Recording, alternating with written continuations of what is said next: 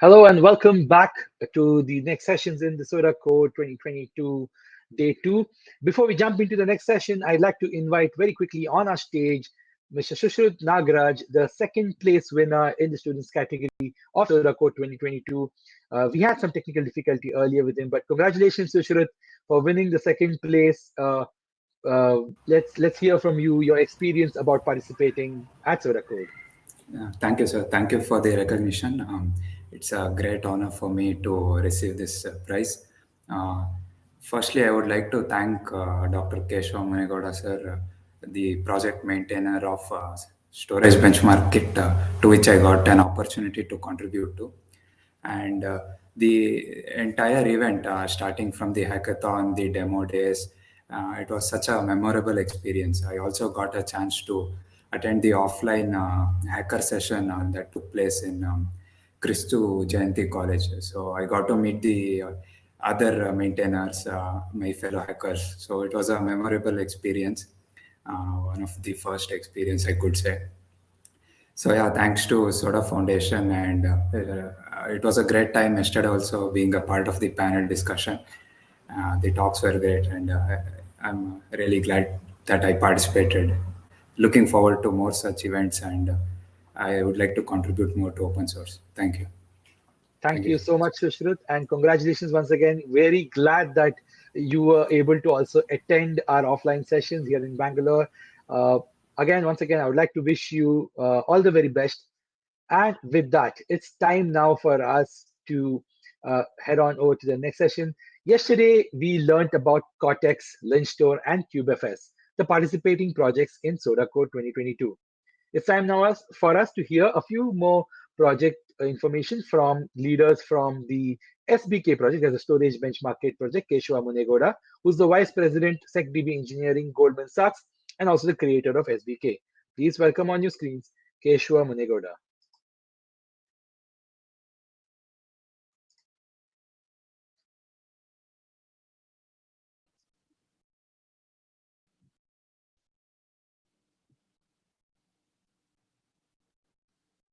Hello.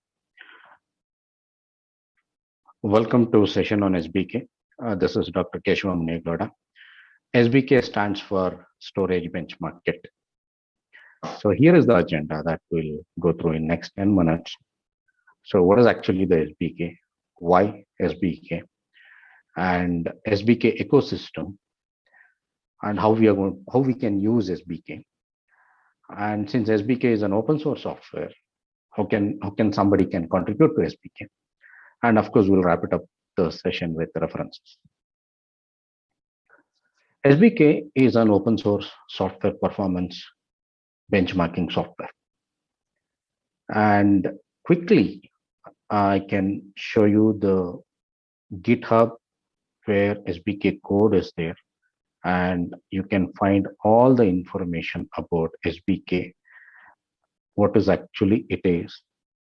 And right now, what all kind of storage system performance benchmarking can be done, and how you can build SBK. When you run SBK, what are the results that it produces? So SBK actually produces a throughput and various latency percentiles. And along with console output, SBK actually produces the Grafana graphs also. So these are all the complete information, what are the features, where and all it is available, the complete which mode that SBK can be executed. All the information is available in this GitHub. So let me go back to the slide. So this software is written in Java. And of course, one of the application of the SBK ecosystem is written in Python also. And there are some utilities which are written in Python. And the design principle of SBK is to do a performance benchmarking, live analytics of the performance benchmarking for any storage of any payload in the sense any kind of a data type, and any timestamp. Any storage in the sense it could be file system, object storage, or it could be a streaming storage, a distributed message queue, database systems, Anything as such need not be structured or unstructured, anything a standalone or distributed, any file system. Basically, if a developer knows the read and write APIs using SBK, there is an easy way of doing the performance benchmarking. And for any payload, of course, it could be a byte array, or it could be byte buffer, protocol buffer, or it could be a string data type, whatever it is. We can define your own data type also. And any timestamp. Right now, we actually do a performance benchmarking, the latency benchmarking. The calculating the latency happens in milliseconds, microseconds, and nanoseconds. Why SBK? So SBK, by the design itself, it's a high performance framework which scales with respect to number of CPUs as well as available main memory. So as long as you have more CPUs and more memory, it just scales. You can use, and the easy factor here it is, writing a driver for SBK means plugging your storage device to SBK framework is pretty simple. Just by running a Gradle command, it will create a template. All you have to fill up those methods, Java methods, where you can invoke read and write operations of your storage. It could be a software-defined storage, or it could be any of your file system. It could be anything. So by doing that, you can easily write your driver to SBK. It's very simple. Once you do that, rest other things the SBK takes care. Producing the complete performance results, Grafana graphs. You can actually export the output of the SBK into CSV files, and it can be converted into Excel file with graphs and other things. So SBK is not just a tool. SBK is an ecosystem. SBK is a framework which consists of several software. So SBK can be executed as just a standalone application with a command SBK and then parameters. You supply the parameters to which storage device that you want to do a performance benchmarking. And that is one application. SBK YAL, so YML arguments loader, is the another application where actually you can keep all your parameters into an YML file and you can supply that as an input to SBK application. SBK RAM is SBK results aggregation monitor. This is particularly, instead of running in one node, SBK can be executed in multiple nodes, and all the results can be aggregated into one node, and that node is SBK RAM. So SBK RAM is particularly a gRPC server which collects all the performance results from various nodes, does the aggregation, produces the consolidated throughput and latency values. SBK gem is something like a single command. When you execute it, it will run the SBK RAM in that node, and in all the remote node, it runs the SBK with the given parameters. This is just to make sure that you can easily execute the SBK RAM and SBK application, both applications, with a single command. And you can execute them in thousands of machines. So one SBK RAM node and several other SBK applications, everything gets consolidated to one node.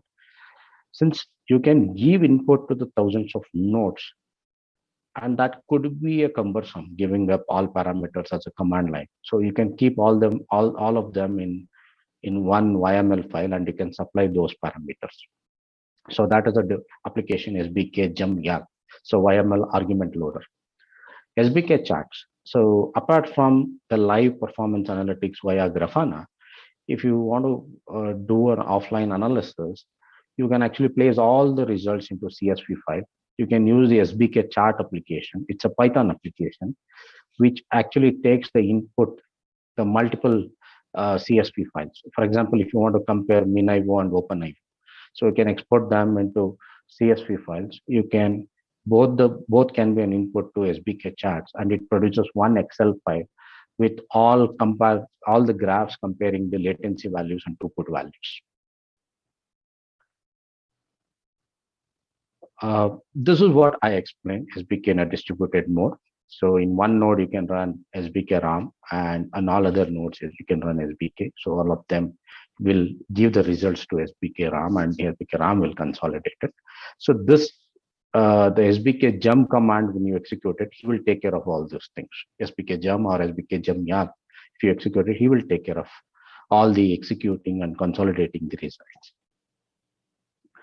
So how you can use it? So SBK, as I already shown you, the code is available. You can just download it. You can do a git clone and you can build it and use it. Or if otherwise, you can use the readily available releases also on the same GitHub. And SBK is available. You can actually build as Docker images. There are readily available script to build the Docker image of SBK. So you can build the Docker image of SBK and use. Similarly, there are examples which I already given it in the same GitHub, where you can use it in a Kubernetes environment also. Apart from that, let's say for the if you want to just use the SBK APIs to do your performance benchmarking, that is also possible. So SBK APIs, for every release, we publish the SBK APIs in GitHub packages, of course, even in Maven Central and Jetpack. So where you can straight away use those APIs and do the performance benchmarking of your storage system. So how you can contribute? There are so many issues which are already raised as part of SODACODE, and still it is pending. You can take one of them and contribute. And if you come across any of your own storage system, and if you want to do a performance benchmarking, there is already a description of easy steps like how you can add the driver to SBK. So you can look into the GitHub and see the details on how you can add your driver. And as such, SBK framework is an open source. If you find any issues or any bugs, if you have any new ideas to improvise this, you're most welcome as a developer. SBK references. So this SBK inspired from my earlier work on the Pravega benchmark tool. So there are already 2 publications already there. Comparing Kafka and Pravega, as well as SBK internals. The design of SBK is already published. You can go and take a look into the same GitHub. And you can also, let's say if you're using SBK for any of the competitive analysis to compare 2 systems, and then if you publish a paper, so you can actually send it to me so that I can also maintain it in my GitHub one. This is also one way of where you kind of contributing back to SBK by using this framework as for your research work. Yeah, so that's all, and we can take up the questionnaires now.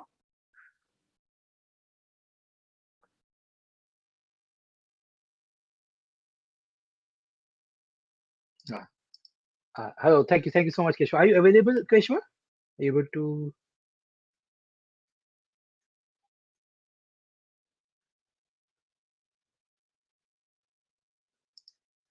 Keshava, I'm not sure whether your mic is on or not, but there is a question we have. Maybe you can answer it in the chat as well. How do you handle live stream data, especially huge data, maybe in terabytes? Unable to hear you, Keshava.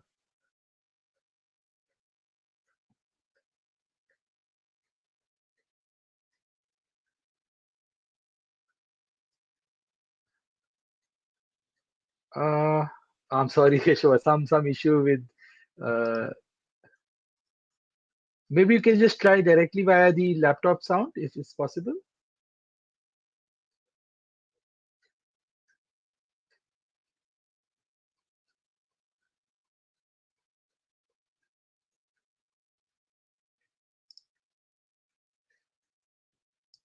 Unfortunately, sorry, doctor. I don't think it's happening.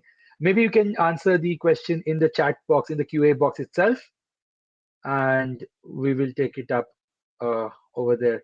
There seems to be some audio connectivity issue. I can see you on screen.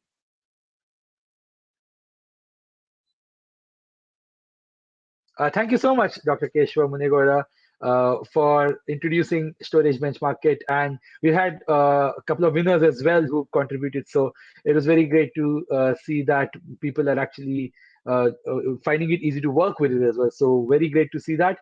And we hope to continue this collaboration going forward. With that, it's time now for us to invite on your screens now the next SODACODE participating project. We have with us Renuka Devi, software engineer from Blumeric Technologies, and Surinder B, open source contributor at Configurator, who will be talking about the Configurator project.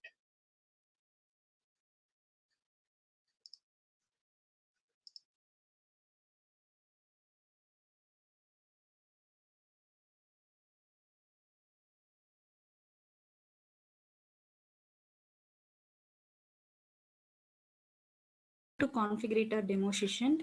I'm Renuka from Gopal team. I will be presenting the concept and challenges in ConfigMap, and later I'll introduce you to what is Configurator, and Surinder will show you a short demo of Configurator. Let us first introduce you to ConfigMap. Applications are configured in the form of config maps inside a Kubernetes cluster, and the config maps are mounted inside an application. Let's take an example of Tomcat application. It is having the config map called tomcat.conf. It is mounted inside an application. In that way, we can eliminate the need of rebuilding the container. I can directly update the config map without rebuilding the container. Let's see the challenges of config map. The first challenge is that applications are unaware of the config map changes. Let's take a Tomcat application. It is having the tomcat.conf as a config file. If I edit the config file, that application doesn't know that config map got updated or not. It may need restart to pick the changes. The second challenge is that config maps are not version controlled, but the deployment are version controlled. For example, I edit the deployment container image. It creates a new version of the deployment, but I edit the config map content. It will not create a new version of the config map. The third challenge is that it is not possible to reverse the broken configuration. Since config maps are not version controlled, it is not possible to roll back to a previous working version of a config map. Let us see what is Configurator. Configurator solves the challenges in config map. Configurator is a version control and sync service that keeps the Kubernetes config map in sync with the application deployment. Configurator will create a version for that config map whenever the config map content got changed. And it will trigger a rolling update for that application using that config map. This in turn restart the application and the application gets the updated content of the config map. Hello everyone. Let me do the configurator demo. First, let us take a look at installing configurator in your Kubernetes cluster. Do Helm repo add as shown here. Then do Helm install as shown here. Once the configurator installed in your cluster, configurator will create the new version of all config maps in the cluster. Let us take a look at config map and custom config map. You can see the custom config map version is created with the postfix. If the postfix is the version of the config map. Demo config map is used in the deployment. Let us take a look at available deployment listed here. You can see the config map as mounted in the deployment.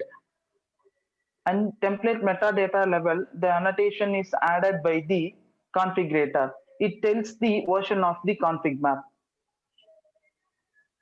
We can change the content of the config map.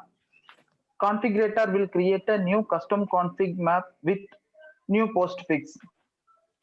Then it updates the deployment with the new config map version. Let us change the config map content. This is my old config map content, and I edited the config map content. And this is my new config map content. We can see that new version of the config map is created here. Also, we can see the new version of the config map is updated in the deployment as well. We can see here the new version is updated. Automatically, this will restart the application and the application will have the new contents of the config map. Configurator not only keeps the config map since with the deployment during the rolling update, it works even during the rollbacks. Hope you like the demo. We invite you to try out Configurator, an open source project, and contribute to this project. These are our contact details. Thanks for watching this. Thank you.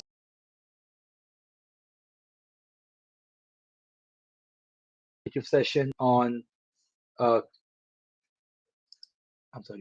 the informative session on Configurator.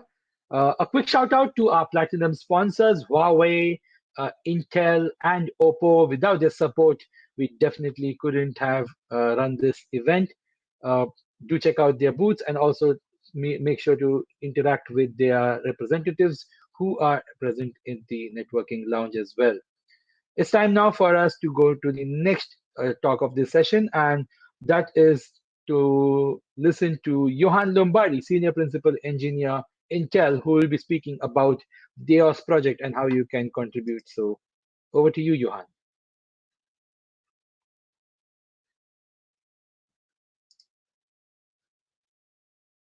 I am Johann Lombardi from Intel. So you had a few sessions already today about DAOS core functionality. And I thought that for this session, I would focus more on the open source project.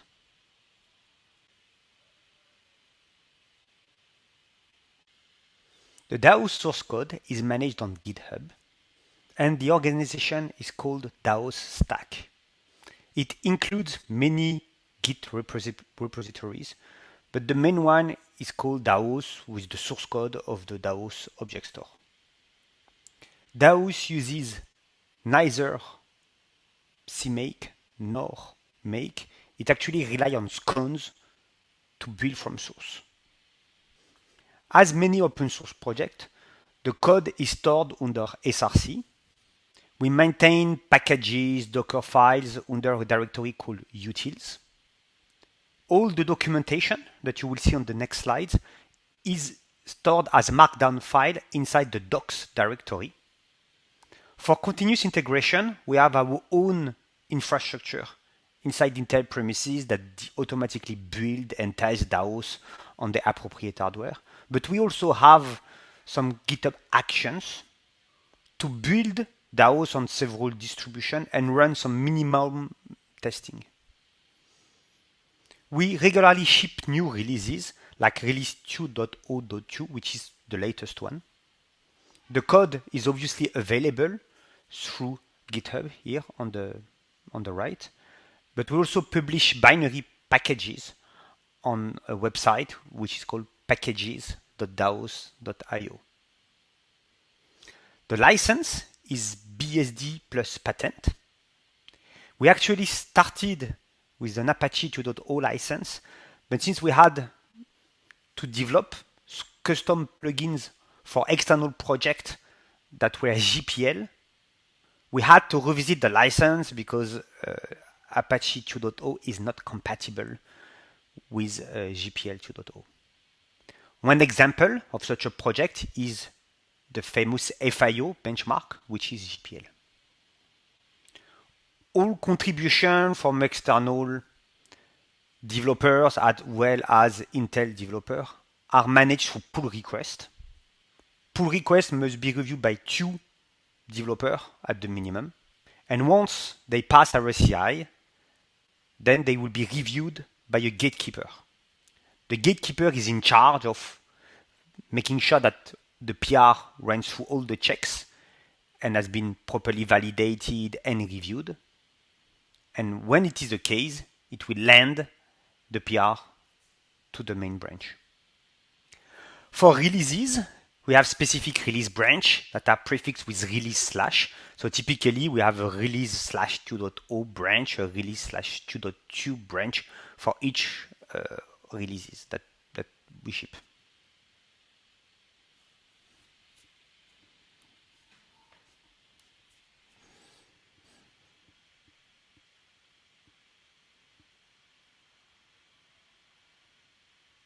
The documentation is published on a website called docs.daos.io.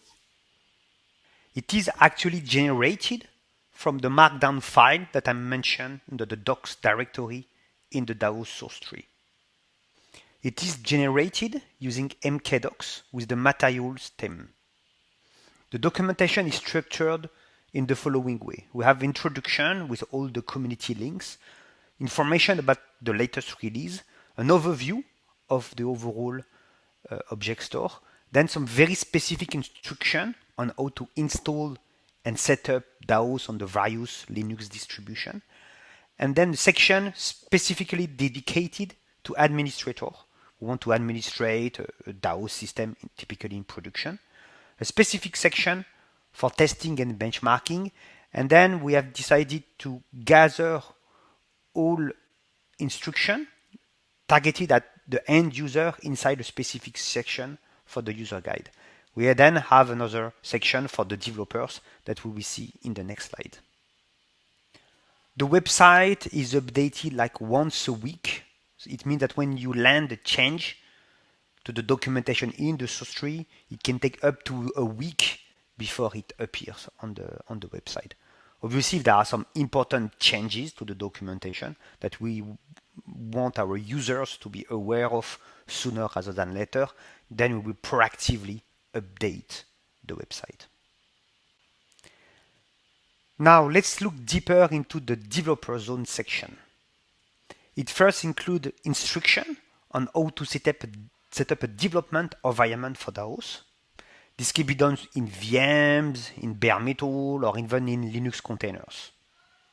We also have some instruction about how to run some very specific tools like the stack analyzer to measure the stack depth, right? How to build different components individually, how to install some Go dependency typically for protobuf that might not be required if you are not a developer.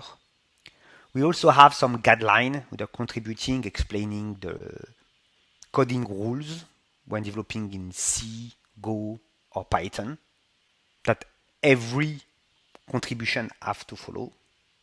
We also have some instruction about how to create a PR, what is the format of the commit message, and how to contribute to the open source project under the contributing section. We then have a link to the DAOS internals documentation that explain how the code under SRC is structured, the different component, high-level description of the algorithm. And then finally the API documentation, which are Doxygen documentation for the most common DAOS functions.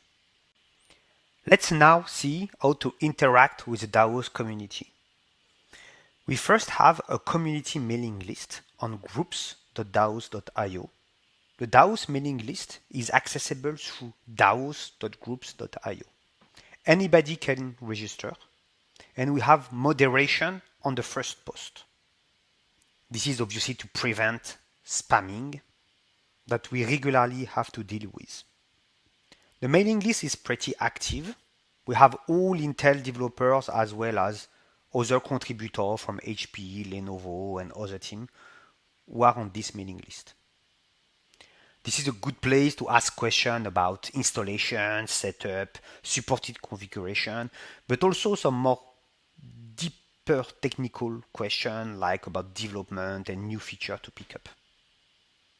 Groups.io offers many functionality like chatting and the ability to tag messages, but we don't really use those functionality. We mostly use it as a basic mailing list.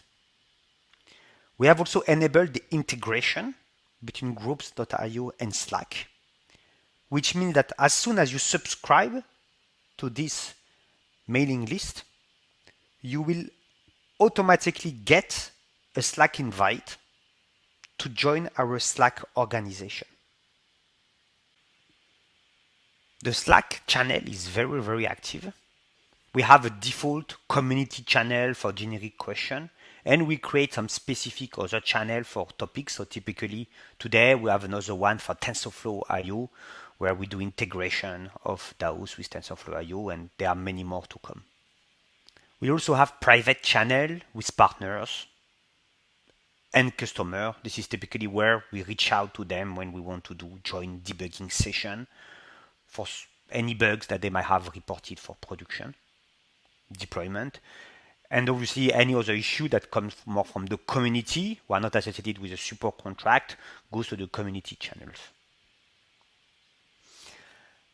As I said, this Slack organization is very active. There are regular questions, and all the DAOS engineers are there to answer questions.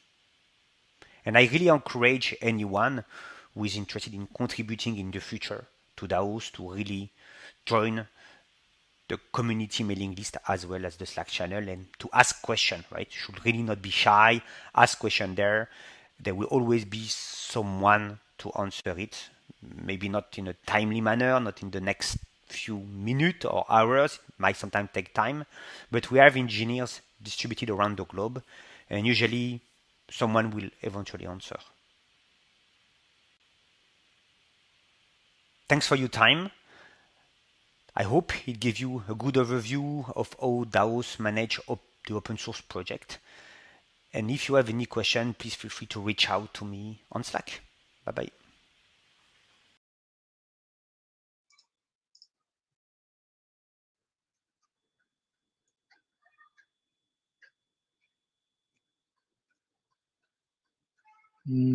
Hello.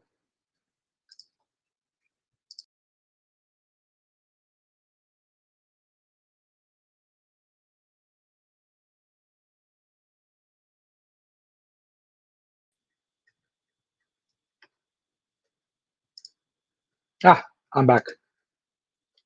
Hello, Skyler. I'm sorry. Thank you so much, Johann Lombardi, for that informative session on how to join and contribute to DAOS. With that, now time for the last session or the last talk in this session. We have with us Senthil Kumar Chermapanji, the creator and project leader for KubeFledged. Welcome, Senthil.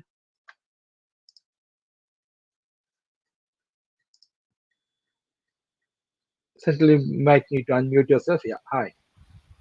Hi Anvit. Hi everybody. It's so nice to meet you all in this SODACODE 2022 demo days. So let me share my presentation. Sure. We have about 10 minutes, a little less than that. Yes. Thank you so much. So I'm going to share my screen. Yes. Okay. As Anvit said, I am Senthil. I'm currently working in Ericsson as a principal software engineer. And I happen to be maintaining an open source project called as KubeFledged. So this is a open source project that is licensed under the Apache 2.0 license. And this project was actually started way back in 2018. So I'm going to give you an overview about this project and also share with you some of the statistics of the contribution that we have had for this project from the community. So this project is basically an Kubernetes add-on. So it provides a CRD and a controller. And the purpose of this add-on is to help users to cache container images directly on the worker nodes. So back in 2018, I actually came across a very interesting use case where it was actually more beneficial to have the container images cached directly on the worker nodes in order for pods to start up instantaneously. And later on, we have actually come across multiple use cases which would benefit from this project. For instance, there could be real-time applications. So there are lots of real-time applications that are coming up nowadays. And these applications required rapid startup or scaling. And if you see, even Google Cloud very recently announced a solution called as container image streaming that was also aimed at solving the same problem. And KubeFledged can also be used where serverless functions are very common. because serverless functions need to react quickly to incoming events. And very interestingly, there is a rapid amount of use cases that are currently being developed and deployed in the edge.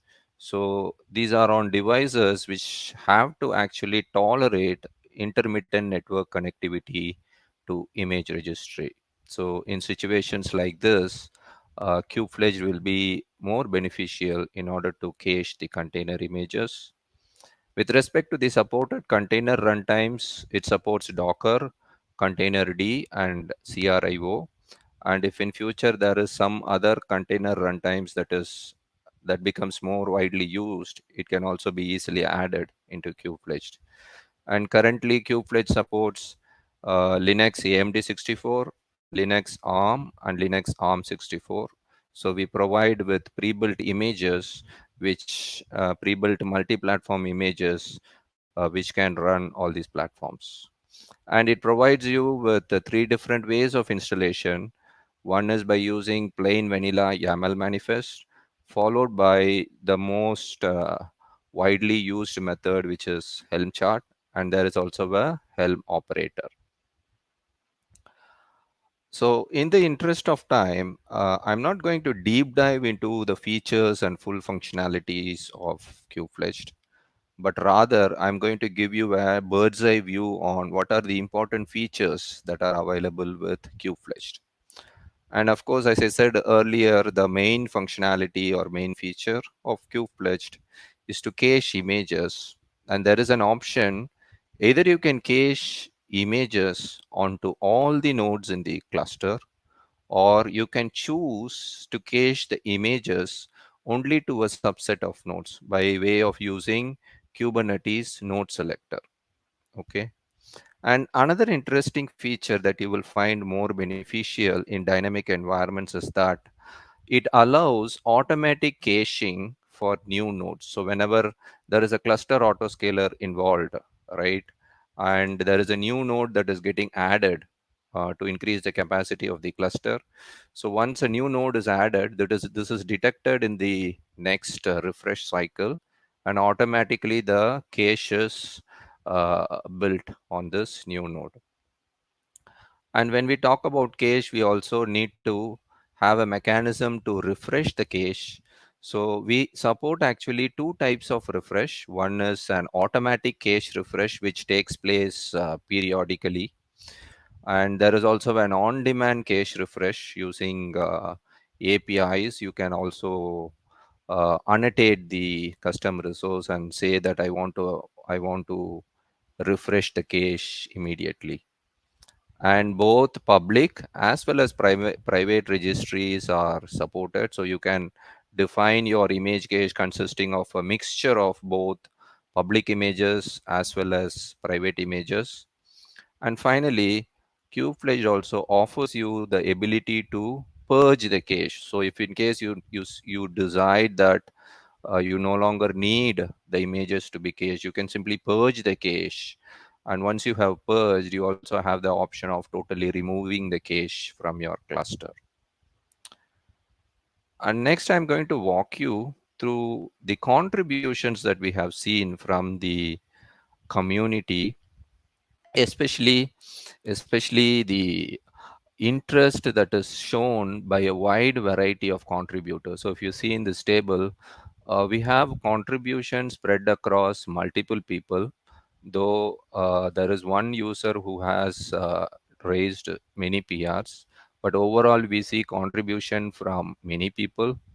And another interesting thing which I actually enjoyed was that people have even picked up high priority issues. So there are 4 high priority PRs that we received, and 4 medium priority PRs, and 6 low priority PRs. And some of the high priority PRs are actually very complex ones. For instance, there was one PR which was actually to implement an end-to-end testing framework, and this was actually successfully raised and successfully accepted into the repo. So overall, the kind of contribution and the enthusiasm that was shown by the community towards the KubeFledged project is highly appreciable. And last but not the least, thanks a lot to the SODA Foundation for organizing the SODACODE 2022 hackathon, because projects like KubeFledged were really very helpful for the community, for them to kickstart their open source contribution. And that's it. And thank you so much for giving me the opportunity to present KubeFledged during the demo days. Thank you so much.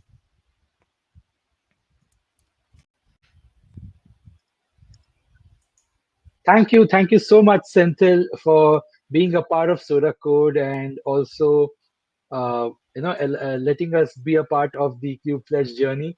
It was great to have you on board, and we are very glad that there were many contributions made to KubeFledged during this.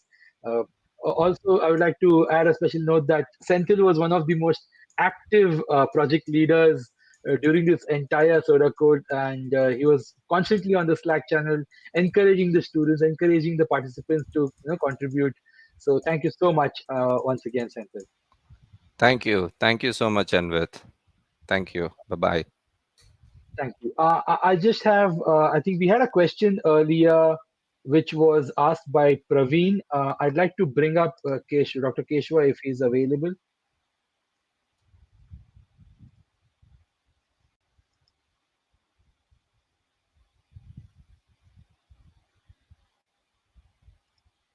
Dr. Keshava, are you available at the moment?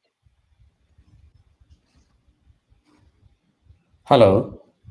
Yes, Doctor. So there was one question. If you would like to handle it verbally, how do you handle live stream data, especially huge data, maybe in terabytes?